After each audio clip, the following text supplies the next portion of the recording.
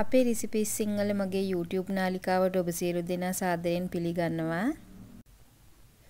අද මම හදන්න යන රෙසිපි එක රසවත් ඉස්සෝ බැදුමක්. මේ ඉස්සෝ බැදුම Father's Day special රෙසිපි එකක්. මේක අපේ තාත්තා ගොඩක් ආසාවෙන් කන රෙසිපි එකක්.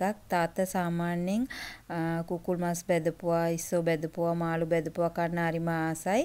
ඒකෙන් රෙසිපි එකක් තමයි මේක ඉස්සෝ බැදුම. මේක තාත්තා හරි ආසාවෙන් කන නිසා මම Father's Day special එකට මේ රෙසිපි එක අප්ලෝඩ් කරනවා. මේ ඉස්සෝ බැදුම හදන්න ගොඩක් අමුද්‍රව්‍ය අවශ්‍ය වෙන්නේ නැහැ. මේක සුළු බඩු ප්‍රමාණයකින් රසවත් සැරට අදා ගන්න පුළුවන්. බලමු මේකට අවශ්‍ය දේවල් මොනවාද කියලා. මම ඉස්සෝ ග්‍රෑම් 250ක් මේ වගේ සුද්ධ කරලා අරන් තියෙනවා. සුදු ලුණු පොත්ත පිටින් චුට්ටක් තලා ගන්නවා. අමු මිරිස්, රම්පේ, කරපිංචා, දෙහි, ගම් මිරිස්, කෑලි මිරිස්, කාකුඩු සහ තේ ඇඳි භාගයක් සෝස්, තායි සෝස් භාවිතා කරනවා. මුලින්ම මේ ඉස්සෝ එක මම මිරිස් කුඩු තේ ඇඳි භාගයකුයි ලුණු සුවල්පයකුයි එකතු කරලා හොඳට මිශ්‍ර කරගන්නවා.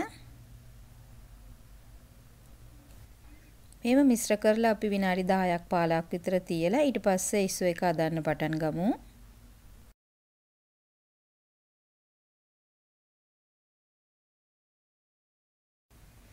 මම පොල් තෙල් තේ ඇඳි දෙකක් විතර භාවිතා කරනවා. තෙල් රත් වුණාට පස්සේ මම මිශ්‍ර කරලා තියාගත්ත ඉස්සෝ එක එකතු කරගන්නවා. අපි ඉස්සෝ එක මේ තෙලෙන් චුට්ටක් බැද ගන්න ඕනේ.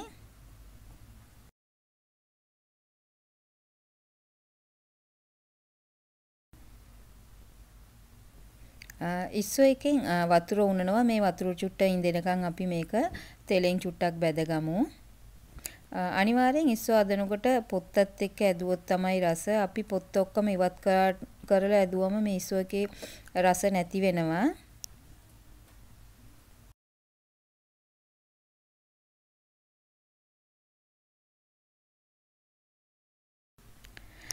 ඔබටත් පුළුවන් මේ වීඩියෝ එක පහලින් කමෙන්ට්ස් බොක්ස් එකක් තියෙනවා. ඒකේ සඳහන් කරන්න තාත්තලා කැමති මොකක්ද රෙසිපි එක කියලා. පුළුවන් නම් වීඩියෝ එක බලලා මගෙත් එක ෂෙයා කරන්න මොකද්ද ඔයාගේ තාත්තා කන්න කැමති කෑම එම කියලා. ඉස්සෝ ටික චුට්ටක් තෙලෙන් බැදුනට පස්සේ මම මේ අවස්ථාවේ කරපිංචා, රම්පේ, සුදු ලුණු ටික එකතු කරගන්නවා. මේකට සුදු ලුණු හොඳට තලලා එකතු කරලා තියෙන නිසා මේක හොඳ සුදු ලුණු රසක් එනවා මේ ඉස්සෝ එකේ.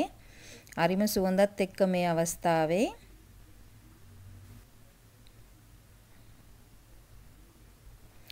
සුදු ලුණු භාවිතා කරනකොට පොත්තත් එක්කම භාවිතා කරන්න. දැන් බලන්න ඉස්සෝ එකත් හොඳට බැදිලා සුදු ලුණු එකත් චුට්ටක් හොඳට මේ තෙලෙම බැදෙන්න ඕනේ.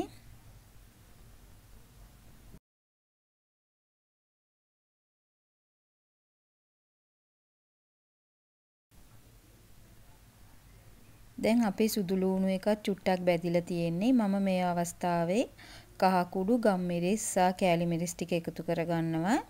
ඔබ සැර කන්න කොච්චර කැමතිද ඒ අනුව මිරිස් සහ ගම් මිරිස් එකතු කරගන්න පුළුවන්. මේ අවස්ථාවේ අපි ගින්දර හොඳටම අඩු කරලා තියන්න ඕනේ. නැතිනම් මේ අපි එකතු කරපු මිරිස් ටික ඔක්කොම කර වෙන්න බලනවා.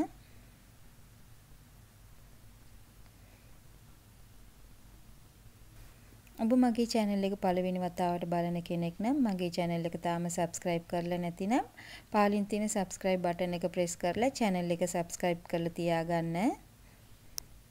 දැන් මම මේ අවස්ථාවේ අමු මිරිස් ටික එකතු කරගන්නවා. ඒකම සෝස් ටිකත් එකතු කරගන්නවා. සෝස් ගොඩාක් අඩුවෙන් පාවිච්චි කරන්න ඕනේ. නැතිනම් පැණි රසක් එනවා ඉස්සෝ එකේ. අපේ තාත්තා හරිම ආසාවෙන් කන කෑම තමයි මේ වගේ බැදුම් එක්කම රසම් එකක් තියෙනවා නම් බත් හරි ආසාවෙන් තාත්තා කනවා. මේ අවස්ථාවේ මම කරපිංච චුට්ටක් එකතු කරගත්තා.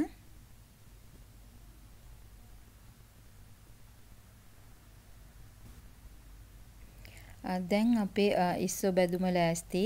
මම මේ අවස්ථාවේ ලිප ඕෆ් කරගන්නවා. ලිප ඕෆ් කරලා මම දෙයි බින්දු ස්වල්පයක් එකතු කරගන්නවා මේකට. ගොඩක් නෙමෙයි චුට්ටක් විතර.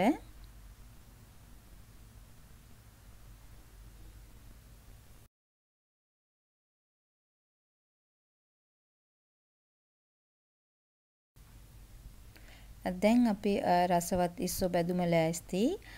ඔබත් මේ වගේ ගෙදර හදලා බලන්න. ඔබ මගේ මේ රෙසිපි එකට කැමති නම් යාළුවොත් එක්ක ෂෙයා කරන්න. නැවත මෙවන් වීඩියෝ එකකින් හමු වෙනතුරු ඔබ සියලු දෙනාට සුබ දවසක්.